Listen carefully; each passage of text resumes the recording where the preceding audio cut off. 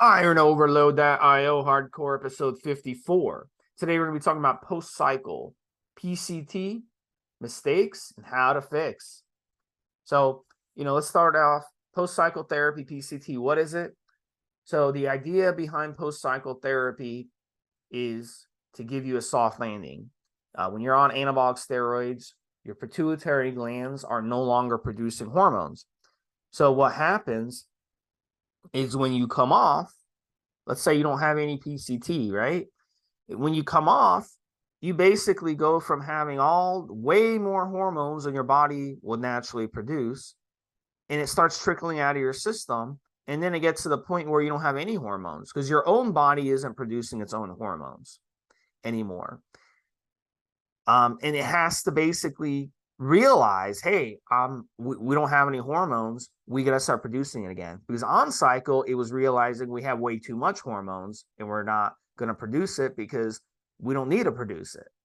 So until it figures that out, it's going to take some time for that to happen. So that point of that crash really is horrible for people. And, a lot of people, they go through that and they completely give up on going to the gym. They lose motivation, they lose their strength, they lose their gains, they lose their muscle. It really frustrates them. So the idea behind a PCT is to plug in that hole and to provide a soft landing so that when you come off, that sharp drop in hormones isn't so pronounced and you get basically supported by that PCT. Now the PCT, doesn't jumpstart your HPTA or jumpstart your pituitary glands. Not really. That term isn't really, I don't really like that when I hear that from people, because although it is true, it does it can jumpstart your pituitary glands, but it doesn't jumpstart your HPTA as a whole. So you have to your body has to be the one recovering. But at the same time, SERMs, selective estrogen receptor modulators, Clomid and Nolvadex, they actually do signal your pituitary glands to start spitting out hormones. But the thing is, when you stop using those SERMs, it's not there anymore. So what has to happen? Your own body has to be the one to recover itself. Does that make sense? So that's why we use those SERMs during that time, that gap where your body isn't awake yet. And your body has to have time to recover itself. So I think it's really important to understand this terminology and understand how cycling and PCT works and what happens during your PCT, so you can kind of visualize that recovery in your brain and understand what's happening. A lot of people think, oh, I got to kickstart my system. I got to kickstart my HPTA during PCT. And that's just not proper terminology, and that's just not the science of how it works. So the idea here, guys, we got to cause, it's just like jumping out of a building, and you either got a cushion at the bottom or you got the sidewalk. What do you think is going to happen? If you got support, then you'll land and you should be okay. At worst, maybe a broken bone or two. But if you've got just sidewalk when you jump out of that building, you're probably going to break a lot of bones and probably die. So it's very important to have proper PCT. And one of the biggest mistakes people use, and I'll start us off, Mobster, is they don't time their PCT correctly because they don't understand how steroid esters work. If you're using a steroid, anabolic steroid, right? They have esters attached to them. Now, these esters, they allow the slow release of these hormones into your system. And with that, the longer you're on them, as you're injecting over time, it builds up in your system to the point where it peaks, because some of it is coming out of your system and some of it's going into your system if you're following a proper schedule. So it peaks at some point. It's going to be 5 times the half-life. So if it's a 10-day half-life, it'll peak at 50-day mark. Then it levels off. Your hormones level off.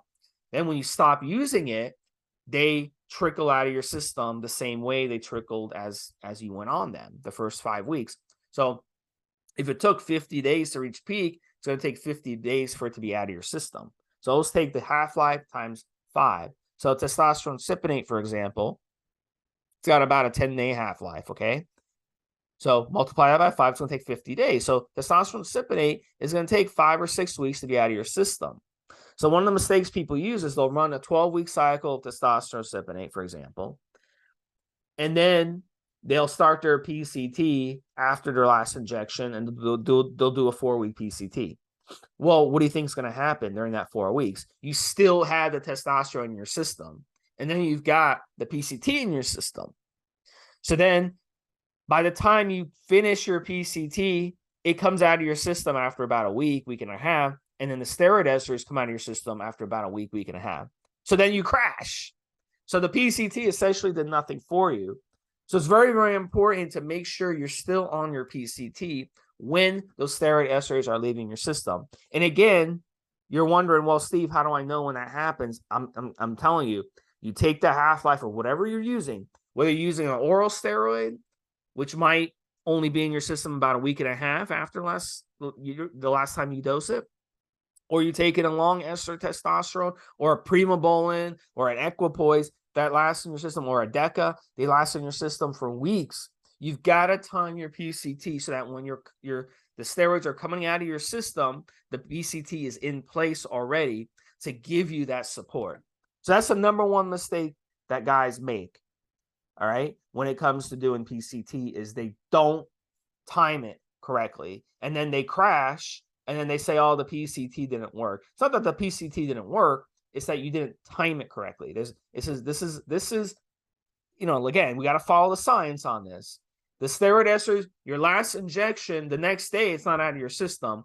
It takes time to be out of your system. Mobster, comment on that. Oh, 100%, Steve. If you look at the typical advice that we would give on the forums, I'm thinking, for example, with orals, even the short orals tend to have a much shorter half-life. You're looking at a minimum, realistically, of about 4 days. And again, because we're talking about short, medium, and long esters, the minimum that we typically would advise, and again, it would be more specific if we know exactly what you're taking, so it comes down to the information you give us, would be at least a week, sometimes 2 weeks before you start the PCT. And again, that is very specific to your cycle and what you're doing, etc. Like Steve says, I don't know that I'd want to wait 4 weeks, Steve, but again, Steve's quite correct when it comes to cypionate. And again, guys, very common in CRT versus perhaps on cycle. And also something else you'll see is the difference between us training and doing a cycle to get bigger and stronger, and versus a competition cycle, and that person wishing to peak for a competition and being far more likely to use shorter esters, and so therefore much quicker, perhaps in their example, being able to start a PCT relatively quickly, because the longer esters should have cleared their system before the end of the cycle for competition, and the shorter esters would definitely clear the system quicker. There's loads of things I can think of here, Steve. Mistakes that people make on PCT is literally being unprepared for the PCT. Something I've banged the drum about many times, especially online, but even in these podcasts to a lesser degree, is literally people will not be prepared for the PCT itself.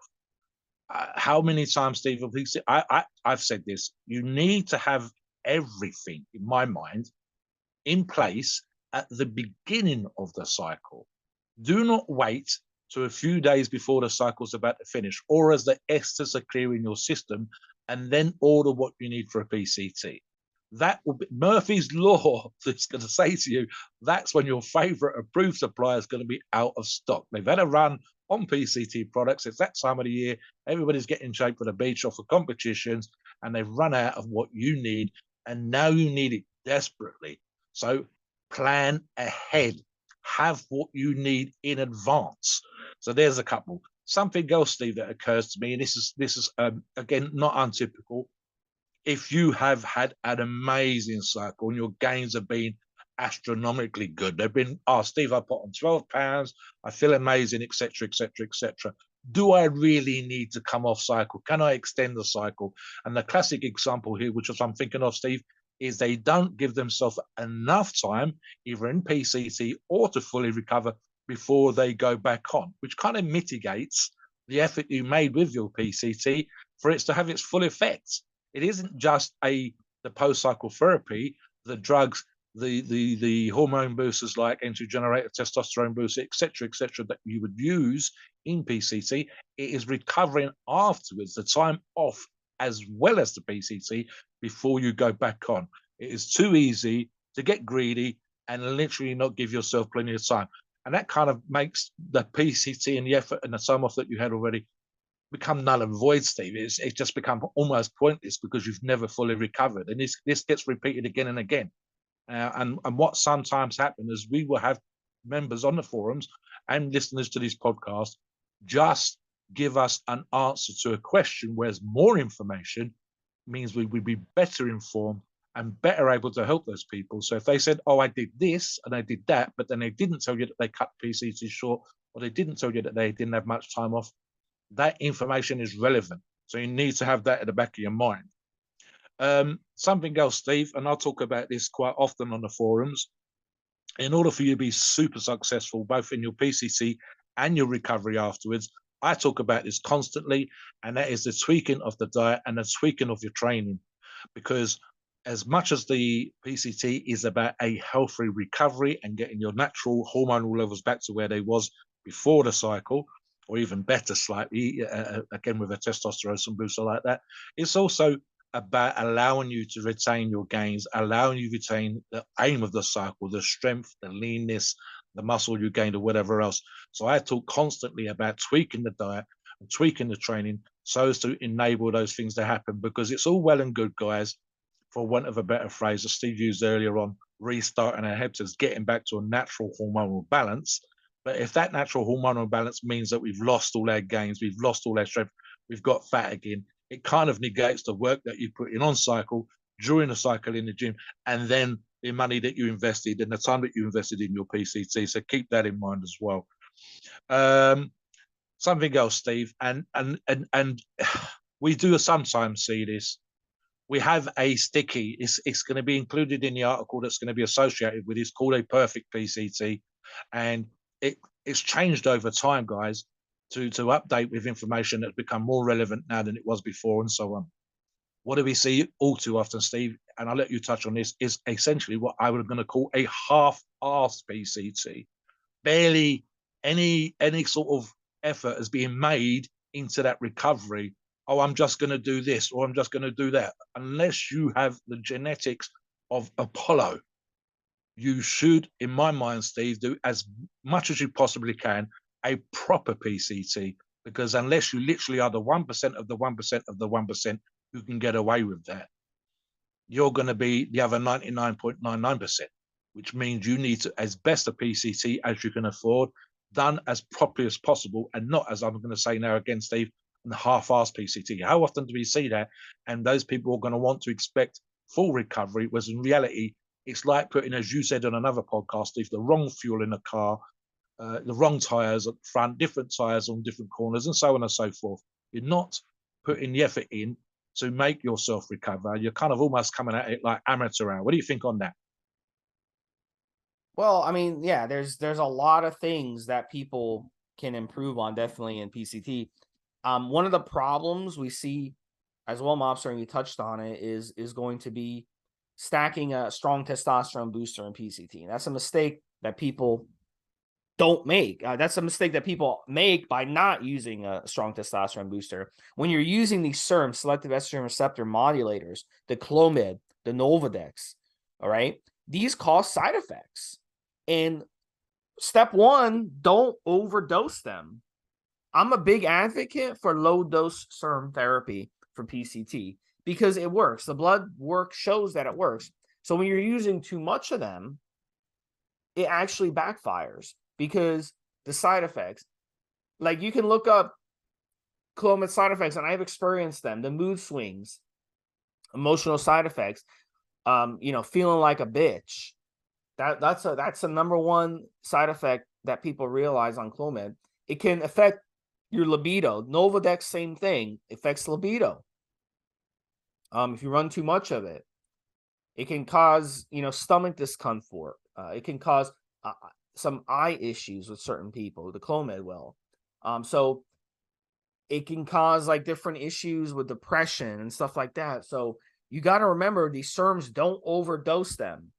I see these insane protocols online, which tell you to run 200 or 300 milligrams a day of Clomid. It's way too much, way too much. The blood work proves that you can run 12.5 to 25 milligrams of Clomid a day, and that's plenty. That's more than enough to do the intended purpose. Same thing with Nolvadex. I see these insane protocols online to say to run 100 or 120 milligrams a day of Nolvadex. Way too much. 10, 15, 20 milligrams at the most a day of Nolvadex will do the job. There's no need to run that much. You got to remember with these SERMs, they have longer half-lives themselves. So if you're running 300 milligrams a day for even like 3 days, I see these stupid protocols. They tell you to start with 300 milligrams of Clomid, then drop it to 200 and drop it to 100. It's got a longer half-life than a typical oral drug. Okay, so if you take 300 milligrams and then 3 straight days, and then a week later, a ton of it is still going to be in your system. All right, so more is definitely not better with these. And it's important to balance them with a strong testosterone booster to balance those negative side effects. So the mood issues, the lack of libido, the depression, if you're running a strong testosterone booster with it, it's a balance. And it's going to help balance the PCT. So that's definitely what you want to do. Because at the end of the day, Mobster, what's going to happen? People are going to run the PCT. They're going to get depressed. They're going to lose their motivation. Okay. And they're going to be like, you know what? I don't want to do this anymore. I'm just going to go on TRT the rest of my life. I'm 30 years old and I still can naturally have strong testosterone levels, 600, 700 nanograms per deciliter. But you know what? I give up. I'm just going to go on TRT the rest of my life and have to take, inject myself once a week for the rest of my life. 52 injections a year for the rest of your life. Because of what? You don't want to run the PCT correctly. You don't want to time it correctly. You don't want to do the simple little tweaks that we're telling you to do. Oh, but some dude on the forum said to run Clomid 300 milligrams a day. Some dude on the forum said to start your PCT earlier. The earlier you start your PCT, the better. I've seen these morons say these stupid fucking theories that they have. But you know what they all have in common, Mobster? They're all on TRT for life. They haven't run a PCT in 20 years, and they're giving PCT advice. Don't you think that's a little weird? And then go ahead. I'll do the another. What you're talking about? What you're talking about is this yo-yo. We sometimes, as human beings, we forget, because we're human beings and because we think we're slightly different in terms of our physical makeup, because we very rarely consider ourselves to be animals. We forget just how hormonal we are. And testosterone is a hormone. It's what makes us, quote unquote, manly men, and so on and so forth. And of course, estrogen has its place. And the yo-yo between the two, the body overcompensating when we come off cycle, the hitting ourselves with a crazy PCT is trying to crack a nut with a hammer, Steve, when, a pair of nutcrackers will do the job. And you don't have to go absolutely, you don't need a sledgehammer, you just need a, a spoonful of nutcrackers. So what are we doing? It's this yo-yoing up and down. And as Steve says, I've never had it, but we've had people come across and say literally they've cried because of the hormonal imbalance. And they'll use the phrase that they will say, and I'll just quote it here, Steve, they say, I'm crying like a bitch because I can't stand the hormonal up and down. This is not being depressed. This is not being stressed. This is not some person in the family's passed away. It's literally the hormones are worse than it was in puberty. So there's definitely something there to be said. I mean, it's a silly example, Steve, and I just use myself as an example here, right? So, and again, it's one of those things where people can become obsessed about it, but it's also related to their own specific response and also related to what they did on cycle. And again, I reiterate something I said before on other podcasts. Steve and I are, for want of a better phrase, when it comes to this, perhaps a doctor might not agree, but we're kind of sensible with our steroid cycles. We're not using crazy amounts of drugs. So I don't get massive, for example, testicular shrinkage. I will get some noticeable, and I'll say that from both the girlfriend cupping my balls or myself, So be checking them at my age to make sure that I've not got any medical issues. And there will be some testicular shrinkage, but I never become obsessed about it. It's not down to, and I quote again what you see online, Steve, the size of raisins. So therefore, for example, I've never used on or off cycle HCG. Never felt the plumping my balls was super important to me. And again, that's just like I'm not throwing chemical after chemical after chemical in my body. In the same way that if we had a headache, we wouldn't take the world's most potent painkiller. We would just perhaps take an aspirin. I don't want to be taking yet more chemicals that are going to give me that hormonal roller coaster and are basically going to screw with my mind on cycle. Something that Steve talks about, and I let Steve jump back in here for a second as well, is what we call pre and post blood tests. So ideally, actually, you should have a blood test before you do the cycle to show you where your markers are, during the cycle to see just how good the anabolics are working and the difference between your bloods before and during, and afterwards. So talk about blood tests as well, Steve, as an indicator, and other thoughts and suggestions you've got on this subject. It's a real killer not to get pre-cycle blood work because, I deal with some clients, they come to me and they want my help when it comes to their blood work. And it would be a big help for me to help you if you got pre-cycle blood work so we can see what your baseline is. We don't know. If you run a cycle in PCT and then you get blood work and your testosterone levels are at 250 and you're freaking out, be like, what happened? Did the cycle, running one steroid cycle, blow out my HPTA? And I'm not going to know that answer because you didn't get pre-cycle blood work. For all we know, your pre-cycle blood work, you could have been at 260 pre-cycle blood work. Then after cycle, you came out to 250. So you lost maybe, 10 points, which is pretty. If you lose 10 points after every cycle, that's plausible, But like if your pre-cycle blood work would have been 700 and then now you're at 250, then yeah, you're not recovered. You're not properly recovered yet. So we don't know that. So it's very, very important to get pre-cycle blood work so you can see that, but not just your HPTA's health, also your organ health. We need to see what happened before cycle. We need to see, is your liver strained before cycle? Is your kidney strained before cycle? Is your cholesterol off before cycle? Then after cycle, if it's still a little bit off, then we know that everything came back to where it was before. But if things weren't off before and then now they are off, then we know that something happened during cycle to throw those numbers off and you had some organ damage. So it's very important to get pre-cycle blood work. And then, okay, after cycle, it's another problem. Guys want to run their blood work really, really fast.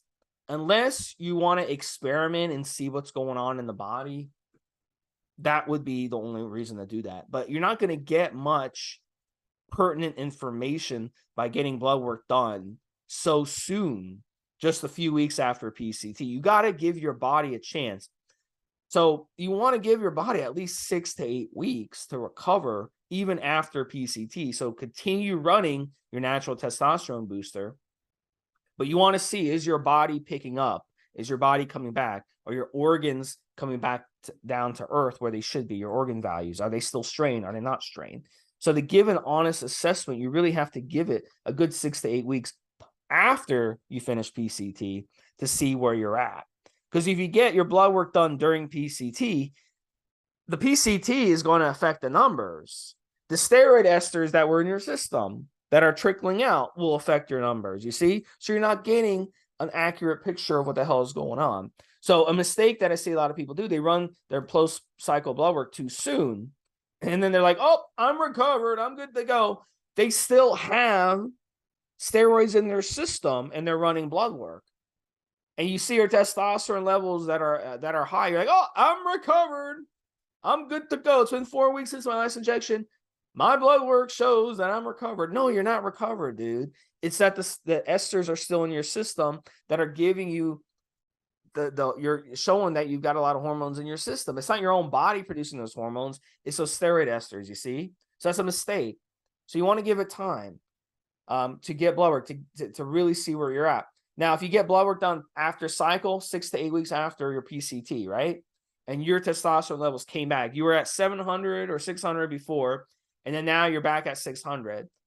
That's when you say, you know what, I'm recovered. Your LH levels, if they were at 4 before, now they're back at 4. Now you know, yeah, I'm recovered. Now you can go back. Now you can go and start planning your next cycle. You're good to go. But if your LH is at 2 and your total testosterone levels are at half where they were before, then you know you're not ready yet. You got to give your body more time to recover itself. So that's a big mistake that people make right there, is they don't time their blood work correctly, or they jump the gun on their blood work because they're so excited to run their next cycle. They don't give their selves enough chance. You got to give your HPTA and your organs a chance to balance themselves out before you go ahead and jump into your next cycle. So Mobster, I'll let you jump in there. I got one more big point to make on a mistake people make in PCT. So go ahead and follow up on that point. Something that Steve will especially be able to help you with, and especially when it comes to the blood test, even more than myself. And we've got a few others on the forum that would be quite knowledgeable in the subject. And it's just occurred to me while you were talking there, Steve, include online on the forums, and we encourage you to run a log, include the PCT as part of the log. So don't just hit the competition day or hit the weight that you want to gain, but include the PCT. And as Steve said, if you do decide to do this and you get a blood test done during a PCT and then afterwards, include that information, because we can help you tweak dosages. We can help you tweak suggestions. Your protocol that you're doing ideally should be one that we're recommending, because it's there for your benefit. And all that information has not just come from experts and articles online, but it's come from other members as well and their experiences. Included that information means people can come in and say, hang on, you're not doing this, or hang on, you're not doing that, or you've allowed your diet to change, or you've changed protocols in the gym. Or again, this might include, for example, Steve, that you're being treated for a medical condition and you neglected to mention that you're taking certain powerful medications which can have an effect. Now, one of the things that we talk about is in this day and age, Steve, would be the lowering of testosterone around the world, but especially in the developed world. So, for example, again, this is the reason why we want markers. We actually want you to be better than the average man. That's the reason why you go to the gym. So, testicular health, your body's ability to produce testosterone, should be, in an ideal situation, better than the average man in the street. And we could do that because we could talk about diet, we can talk about SAMs, we can talk about tweaking and stuff like that. It might even be, for example, as we do with other subjects that we talk about, Steve, just literally changing the frequency for you. One more point I thought of making here, Steve, and I made a note here, was not copying the protocol of the 1 in 100 lucky Joes, or the 1 in 100,000 million even genetic freaks, and copying a pro's PCT versus the one that you need to do. Now, the information that we provide is generalized and obviously should benefit, therefore, the majority of people, but it might require tweaking, which is why I'm saying I would like to see that kind of information, even if it's not all of you guys, many of you as possible, including what you're doing on PCT and any issues that you get in a log, because it won't just benefit you with the advice you can be given, it'll benefit the readers and the listeners of this podcast, so that the information you provided, and it just ends up helping loads of people above and beyond yourself as well, Steve. So what's your thoughts as well? So one, I just want to talk about the last important thing, and this is another thing that it's a really big problem. And it's these gurus out there that recommend HCG and PCT. Now, HCG is called pregnal. It's basically it's the synthetic version of female pregnant urine. Okay, so literally you're taking female pregnant urine and you're injecting it into yourself, but it's a synthetic version. So that's what HCG is. Now, they came up with the idea of using HCG in post-cycle therapy, and here's why that's a really, really bad idea. So HCG, the way it works in a male body is it's going to mimic LH, and LH is spit out by the pituitary glands, and the purpose of LH is to stimulate your Leydig cells, your testes, into producing testosterone. So what happens is, if you're going to mimic LH in the body during PCT, all you're doing is you're telling your pituitary glands, we've got too much LH here, we don't need you to produce it anymore. So if you actually run blood work, and you'll actually see your LH levels on ACG go down because your body stops producing it. Okay. So that's the fool's gold of using ACG, but your balls will actually plump up on ACG. So you're like, man, this stuff is working. ACG works beautifully for me. My libido is up, everything's up. Because what ACG is doing is it's skipping over your pituitary glands and it's stimulating your Leydig cells into producing testosterone, which is converting to estrogen. So now you're getting a boost of testosterone and estrogen, and your balls are plumping up. So that's going to give you the impression that, yeah, I'm recovering and I'm recovering really well. So, damn, this ACG works. The problem is when you stop using ACG, now you're back to where you were before. You're back to where you were before, where your pituitary glands aren't spitting out LH and it has to come back. So all you're doing here is you're delaying the recovery when you use ACG and PCT. So it's a huge mistake. We see guys do it. I'll bring up Rich Piana. He's put out videos recommending ACG to be used in PCT. Now, Rich Piana stayed on steroids year round. That I can assure you, okay?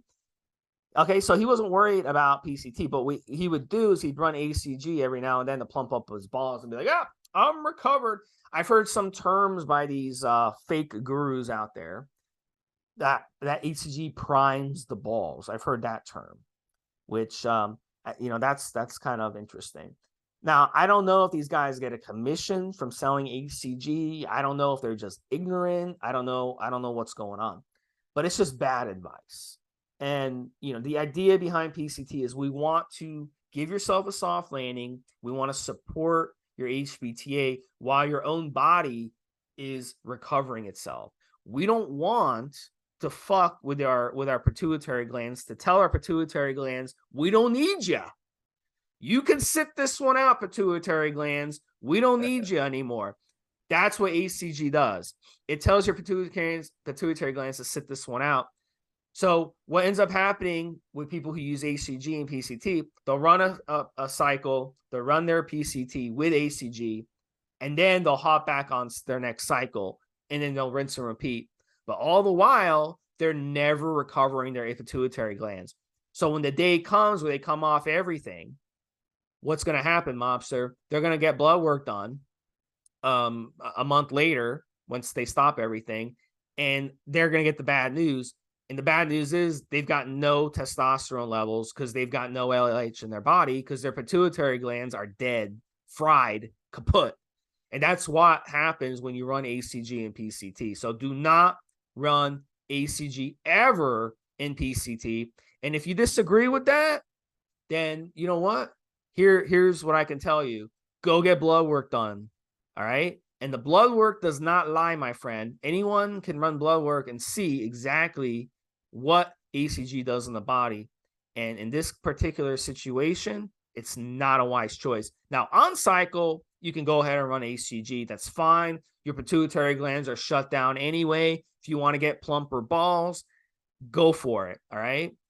But when it comes to PCT, not the time to run it. Bridging with ACG, not the time to run it. Okay. The only time you should run ACG is on cycle if you choose to run it, but it's a completely an optional thing. And I don't run ACG myself. I don't care. I just let my balls shrink up. I don't care. And you can also run some natural testosterone boosters, Fedosia, Tribulus. These will actually plump your balls too. All right, Mobster. Final thoughts, and take us to the disclaimer. I think it was an important show. I'm just thinking on one of Rich Piana's comments, Stephen. This is where sometimes it's a bad idea to be taking advice from a meathead or a freak, because Rich had great genetics too. I think he made a comment something about not minding if his balls were shrunk because that meant his dick hung lower, and that is a kind of half-assed, funny to listen to, bro bullshit type thing that makes for an entertaining YouTube video, but in reality is such a head fuck for people in terms of the testicular size. And we see this come up with people on the forum when they come online and say, listen, my girlfriend, my boyfriend has commented on it and all this kind of stuff. And that's without even beginning to get into the hormonal crash and the head fuck that can be as well.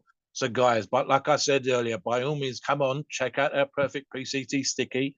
Any information that you can add to that is going to be a benefit for the listeners and for the members of the forum. We'll help you if you can include that information in a log after your cycle's finished.